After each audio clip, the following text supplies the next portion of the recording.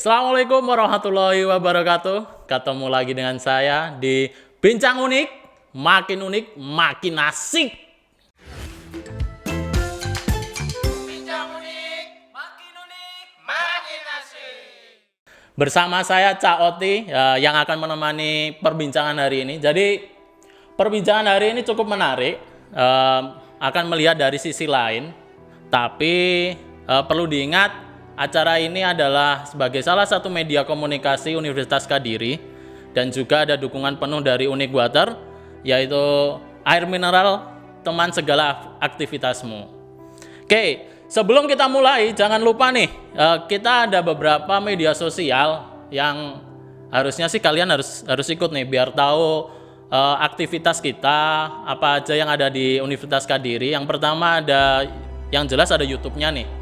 YouTube-nya Universitas Kediri, terus ada ini salah satunya podcast kita, nanti bisa didengarkan di Spotify, di Anchor, terus ada beberapa Instagramnya banyak deh, Instagramnya pilihannya, tinggal tulis saja Universitas Kediri, nanti banyak pilihan. Didengarkan sampai akhir, nanti pasti ada hal yang mengejutkan. Oke, kali ini kita akan membahas sesuatu yang lain dari Universitas Kediri. Kalau kemarin kan sudah pernah dengar nih kan, yang pertama dari pertanian, yang kedua dari teknik. Nah, satu ini salah satu fakultas yang lain ada di Universitas Kediri. Nanti akan kita kulik-kulik sedikit banyak, kita akan cari tahu, yaitu di Sospol, Sosial Politik. Nah, ini ada tentang di administrasi publik. Nah, kita kedatangan salah satu ahlinya, ya, salah satu kalau orang biasa tuh ngomongnya penghuni ya, di prodi administrasi publik nih. Silakan diperkenalkan siapa ini tamunya, monggo.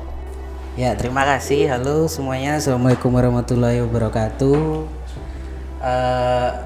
Tadi terlalu berlebihan kalau ahli Pak Buti ya. Iya kan di dalam itu bagian dari administrasi publik. Monggo diperkenalkan ini dengan siapa biar teman-teman semua di sana tahu nih. Ya, untuk teman-teman semua, perkenalkan saya Aji Hanif Muzaki, Pak Boti, biasa dipanggil Aji. Ya, kalau untuk administrasi publik memang kebetulan saya sebagai pengajar juga di prodi administrasi publik, tentunya di FISIP ya, Universitas Kediri. Nanti kita akan banyak ngobrol mungkin Pak Boti ya terkait dengan apa itu prodi administrasi publik dan ya semoga teman-teman semua bisa menjadi terinspirasi gitu dari hasil obrolan kita. Saya manggilnya Pak, Mas, atau apa nih? Ya biarin ngobrolnya kita. Mas aja ya. Oke, Mas Haji. Oke. Mas Haji. Ini yang biasa saya tanyakan ketika soal profesi. Jadi kenapa kok milih jadi dosen, terutama di administrasi publik ini? Itu pertanyaan yang dari kecil biasanya kita sudah dapat pertanyaan gitu. Mau jadi apa besok atau cita-citanya apa gitu. Kalau dari pribadi saya sih sebenarnya nggak ada pandangan akan jadi akademisi atau dosen, itu terus terang saja ya. Jadi Pak Buti dan teman-teman dari SMA itu saya terkenal yang juga malas belajar gitu ya. Jadi bolos itu udah hampir seminggu berapa kali gitu. Cuman begitu ada kisahnya itu, jadi waktu pembukaan prodi atau pemilihan perguruan tinggi kan. Saat itu saya mencari-cari mana program studi yang memang menjadi naluri saya gitu, atau passion ya, anak sekarang bilangnya passion. Awalnya saya tidak diterima karena saya di psikologi, saya mencari jurusan psikologi. Tapi sayang sekali memang saat itu banyak sekali peminat di psikologi. Jadi kalau kata teman-teman seangkatan saya awalnya ketika jatuh di program studi public administration, mereka merasa second option gitu. Jadi bukan first optionnya. Itu juga saya sebenarnya. Tapi merupakan sebuah kebahagiaan juga. Yang awalnya tidak passion langsung saya jadi passion, karena di dalamnya banyak sekali hal-hal yang saya rasa waktu kecil itu abstrak gitu. Ketika saya di administrasi publik, saya banyak sekali berkenalan dengan apa itu politik, apa itu juga membahas tentang manajemen juga. Jadi yang saya ini semacam hal unik dan seru bagi saya. Akhirnya saya juga fokus dan mendalami program studi administrasi publik sampai pada satu momen di mana saya sempat juga jadi konsultan bagi beberapa pemerintah daerah maupun pusat, sampai akhirnya ya saya saat ini menjadi dosen di administrasi publik. Boleh gini deh, ya kan kalau orang awam kan ngomong administrasi publik kan belum banyak tahu nih ya kan. Beri gambaran dikit. Apa sih administrasi publik itu gitu? Bisa nggak? Saya atau semua sarjana administrasi publik dan magister juga pasti sependapat ya ketika mendengar satu kata administrasi publik itu kalau diartikan secara sempit kan kayak aktivitas surat menyurat, perkantoran, ya itu paradigma awal banget administrasi publik. Cuman bedanya kalau surat menyurat itu kan administrasi saja, dengan publik ya berarti surat menyurat berkaitan dengan urusan publik gitu aja. Cuman kalau dari sisi falsafahnya bahwa administrasi publik itu kan berasal dari dua kata maksud saya, administrasi dan publik. Jika dalam bahasa Yunani administrati itu artinya administratie, itu artinya kepada, ministrati itu artinya melayani. Jadi administrasi publik secara harfiahnya ya melayani untuk publik. Diksi melayani ini juga kalau bahasa Inggrisnya kan administration atau to direct, to manage. Jadi menurut saya public administration diartikan secara luas yaitu melayani semua urusan publik, bukan hanya surat menyurat. Tapi ini deh, kan ada yang biasa nyebut administrasi negara. Begitu. Itu sama atau beda? Ada sejarahnya Pak Putih itu. Kenapa dari negara menjadi publik ya, dari state menjadi publik. Jadi di tahun 1991 di Amerika sana saat itu memang masih pakai terminologi state administration ya, atau administrasi negara. Karena semua negara itu dianggap sebuah organisasi yang besar dan absolut ya.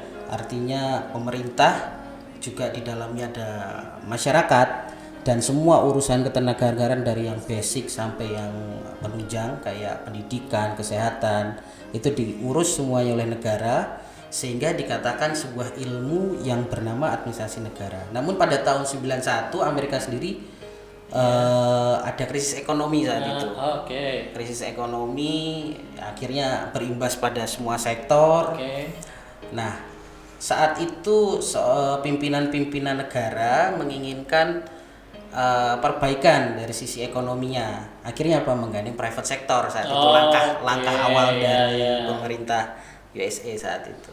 Nah, dengan menggandeng private sector muncullah semacam perombakan makna atau diksi dari yang negara menjadi publik, karena di dalamnya bukan hanya negara, ternyata ada keterlibatan private, ada citizen gitu. Jadi lebih tepatnya public administration ketimbang negara, karena di dalam publik juga ada negara. Itu sejarahnya sih. Oke, saya tarik mundur nih. Ada yang satu yang menarik tadi di awal nih. Kebiasaan saat menjadi mahasiswa dulu. Nah, kan tadi kan salah satunya ada yang ngomong soal politik nih, ya kan? Apakah kebiasaan saat kuliah itu akan terbawa ketika saat ini jadi dosen? Gitu ya. Ya, jadi benar banget ya kalau teman-teman yang FISIP atau biasa anak-anak pemerintahan, anak-anak politik itu kan kerjaannya paling kuliah itu, jujur saya sendiri juga waktu saya mengalami jadi dosen gitu, kuliah itu nggak perlu banyak teori sebenarnya Pak Boti. Jadi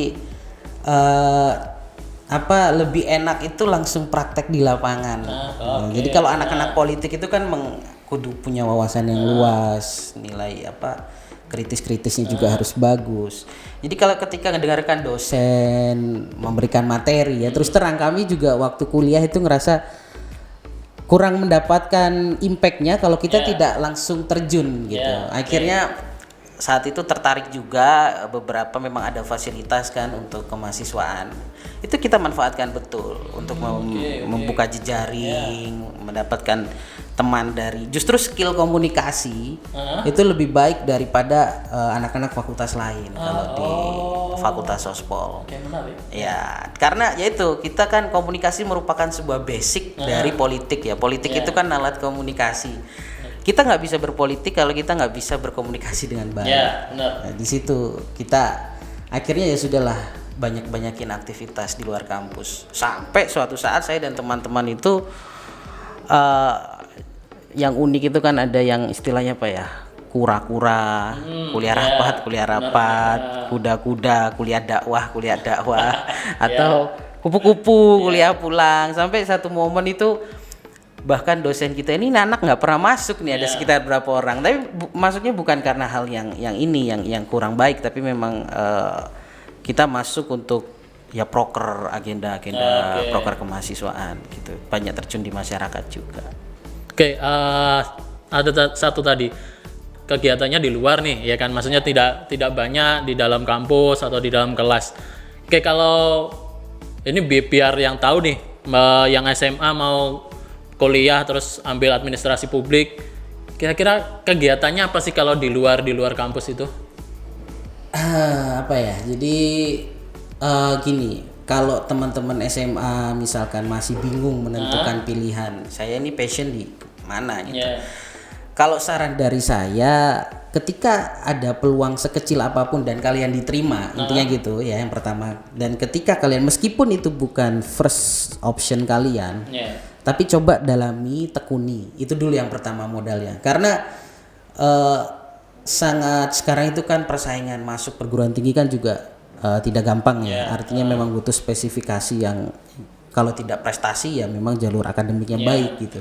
Tapi ketika kalian sudah terjun di sana, coba yang pertama fokuskan dulu, nggak usah saya pending dulu setahun, postpone dulu nanti tahun depan ikut lagi. Itu menurut saya sebuah hal yang buang-buang waktu, meskipun kalau dari nekat atau mungkin dari niat yang terdalam, saya pengen kedokteran nih, saya nggak mau harus kedokteran, nggak masuk, oke, saya pending dulu setahun. Nah, itu bebas kepilihan, cuman kan efisiensi waktu gitu. Nah, tadi pertanyaannya bagaimana menguatkan niat saya untuk tetap di prodi ini gitu kan, karena di apa saja yang akan didapatkan di eksternal atau di masyarakat ya. Jadi kalau mungkin anak matematika, anak fisika, kimia, Pak Boti, mereka punya laboratorium secara fisik, mereka bisa uji semua teori di dalam kelas di situ.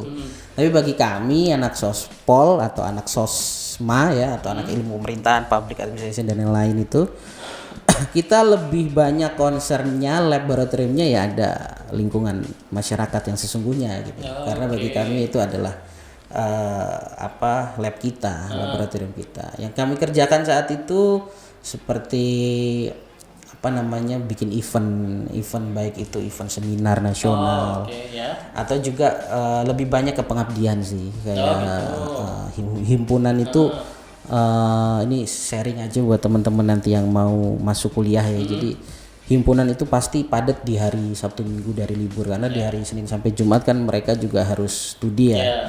Di hari Sabtu Minggu biasanya kita ada sekolah kayak istilahnya ya, ruang guru itu Pak Butuh. Jadi saya kan di Malang ya, masih ada daerah-daerah di Malang itu istilahnya, terutama di kabupaten yang angka pendidikannya atau angka lulusan masyarakatnya itu masih di bawah 6 tahun. Berarti kan belum SD. SD aja mereka nggak lulus kan. Akhirnya dari situlah informasi situ kita menghimpun, kita kerahkan SDM, teman-teman yang ya dari semua fakultas lah untuk jadi relawan atau volunteer tenaga mengajar. Itu yang paling berkesan sih waktu dari kita naik angkot saat itu Pak Buti. Karena namanya mahasiswa kan, nggak ada fasilitas mobil fakultas atau apa, nggak ada. Kita sewa angkot dengan dana yang terbatas, tapi dengan ambisi atau niat yang besar. Kita ke kaki Gunung Arjuna, ada satu daerah di Malang sana. Emang susah diakses, jalannya aja masih masih berbatu gitu. Satu semester ya, atau satu kegiatan, satu proker kegiatan periodiknya itu berjalan sekitar ada 6 bulan memang. di akhir itu para siswa itu menangis ke volunteer, ngerasa kak, iya kak nggak ada lagi tak kayak gini, gitu. Kak kita pengen lagi, itu sampai di akhir di acara terakhir itu kan pentas seni, jadi masing-masing volunteer itu ke kelas masing-masing dimunculkan satu pentas yang kalian bisa apa gitu. Nah di situ sih menurut saya kita bisa mempraktekkan teori-teori yang ada di buku bahwa pemerataan pendidikan itu potretnya yang nyata tuh seperti itu. Menarik nih. Oke, terus saya kepikiran ini deh. Tadi kan ngomongnya ke politik, ya kan? Ada memang ada jalur khusus untuk menjadi anggota dewan kah? Kalau punya basic. Kalau saya awam nih, saya kan awam nih soal administrasi publik, terus tadi dapat omongan, ya ngobrolnya paling nggak ada soal politik. Nah, apakah ada jalur khusus nantinya akan menjadi anggota dewan, atau kalau demo di jalan itu yang paling depan, ada nggak? Ada nyambungnya nggak sih kalau gitu, semacam itu? Saya akan jawab 100% pasti ada. Pasti ada. Ya. Itu karena alumni kita, teman-teman saya itu juga sudah ada yang terjun ke politik praktis juga ada.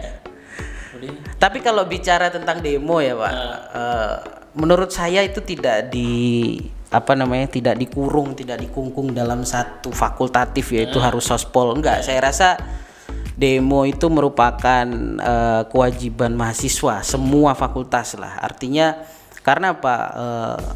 3 fungsi utama mahasiswa kan agent of change, iron stock, dan social control. Itu salah satunya kita adalah ujung tombak dari masyarakat gitu. Bahwa ketika ada sebuah kebijakan keluar dari relnya, maka disitulah mahasiswa yang harus terdepan menyuarakan ketidakidealisan itu tadi. Cuman di sini yang jadi masalah adalah fenomena ini juga di anak sospol gitu. Perbedaan mahasiswa angkatan 98 dengan angkatan sekarang ya. Secara kontras kan terlihat bahwa hedonisme itu merupakan penyakit sebenarnya menurut saya yang ada di mahasiswa saat ini. Dengan kemudahan teknologi, termasuk juga perekonomian bangsa juga akan meningkatkan kesejahteraan kan. Artinya masyarakat saat ini baik itu di kota maupun di desa kan sudah lumayan sejahtera, sehingga anak-anaknya itu sudah difasilitasi dengan hal-hal yang mungkin di tahun segitu, di tahun mahasiswa angkatan 98 itu belum ada gitu. Outputnya terlihat mereka apatis, mereka melihat bahwa ngapain sih mikir negara gitu. Tapi di sini anak sospol, saya berpesan juga nanti buat calon mahasiswa ataupun yang sudah jadi mahasiswa, aspirasikanlah pendapat kalian sesuai dengan memang bahan ajar dan kuliah yang sudah kalian dapatkan. Jadi istilahnya kasarannya gini. Kita jangan demo tapi hanya ikut-ikutan, nggak tahu substansi dari demonstrasi itu, tahu-tahu anarkis. Ini kan yang sebenarnya publik tidak inginkan. Ketika melewati jalannya ada kayak gini. Tapi dengan kita paham substansi, kita punya visi yang sama, sampailah pada kita berorasi. Ya memang benar Pak Putih, itu banyak banget dari anak sospol loh. Karena anak lain tuh kayak minder sendiri gitu. Orator itu kebanyakan dari anak politik ya. Ya karena memang dosennya di kelas memacu mereka untuk ngomong, untuk bersuara. Nah itu, yang penting hafal substansi, jangan membuat publik merasa terganggu dengan aksi-aksi kita, kan ada manajemennya itu. Dan yang terpenting adalah dari diri pendemonya sendiri harus punya idealisme dan prinsip. Kalau terjun ke politik praktis pasti mantan aktivis pasti jadi politik praktis. Iya, benar juga sih. Oke. Kita kalau ada yang teman-teman sekarang masih SMA nih, terus pengen masuk ke administrasi publik UNIK nih. Kira-kira yang menarik di sini apa sih, di administrasi publik di UNIK ini apa sih yang menarik? Jadi untuk semua kurikulum di administrasi publik ini kan punya semacam asosiasi ya, namanya IAPA, Indonesian of Association of Public Administration. Jadi semua prodi-prodi administrasi publik di seluruh Indonesia menyepakati bahwa kita punya capaian pembelajaran dan kurikulum yang sama gitu. KKNI ya, kurikulum berbasis nasional. Nah, kalau ditanya yang menarik apa, itu nanti terlihat ketika kalian atau ketika calon mahasiswa berada di kelas. Nah, misalkan gini, pada kuliah birokrasi ya, kita kan terkadang ada sekelompok anak muda gitu yang ini biasanya menjadi ahli politik itu ketika menjelang pilpres biasanya. Saya amati itu kayak gitu. Mereka di Twitter pribadinya, mereka di sosial media pribadinya itu menganalisis satu persatu calon gitu. Nah, di kuliah yang temanya birokrasi publik atau politik pemerintahan, kalian itu benar-benar bisa melihat atau bisa membandingkan mana yang mana yang sosok pemimpin yang ideal dan mana yang tidak, kasarnya seperti itu. Ditambah nanti kalian akan mendapatkan mata kuliah kepemimpinan minimal seperti ini. Meskipun kita setelah kuliah tidak jadi misalkan kita selalu setelah kuliah ini akan menjadi kerja di tempat masing-masing gitu, tapi kita tidak di middle atau di top, masih di lower gitu. Tapi setidaknya kita pemimpin untuk keluarga kita. Nah, disitulah mata kuliah kepemimpinan itu menurut saya kok relate gitu. Kadang kan bagi anak kos misalnya nih Pak Putih, tidak dikasih makan oleh orang tuanya misalkan, dia harus mandiri mencari sendiri kayak gitu kan. Lalu dia bingung nih, saya nanti mau sarapan apa hari ini dengan anggaran yang saya punya gitu. Pada mata kuliah misalkan decision maker atau pengambilan keputusan, dia tuh harus menimbang anggaran segini tuh yang enak dan yang puas itu saya harus makan ini. Besok yang penting masih ada. Minimal dia memimpin untuk dirinya sendiri. Di situ irisannya, di situ sih menurut saya. Oke, menarik nih. Oke, kalau ini yang terakhir Rek. Kalau sudah jadi mahasiswa di Universitas Kediri, administrasi publik, biasanya kalau sudah lulus ini mereka akan menempati posisi-posisi yang mana? Kalau dilihat dari profil alumni ya, yang paling terlihat pasti jelas PNS ya. Kalau kita kerucutkan bahwa sarjana administrasi publik ya mesti kerja di pemerintahan PNS ya. Tapi ada cabang profesi lain yang mungkin bisa jadi perhatian khusus ini untuk teman-teman yang saat ini sedang studi dan semester akhir ya. Cobalah untuk berani bersaing di private sector atau di perusahaan.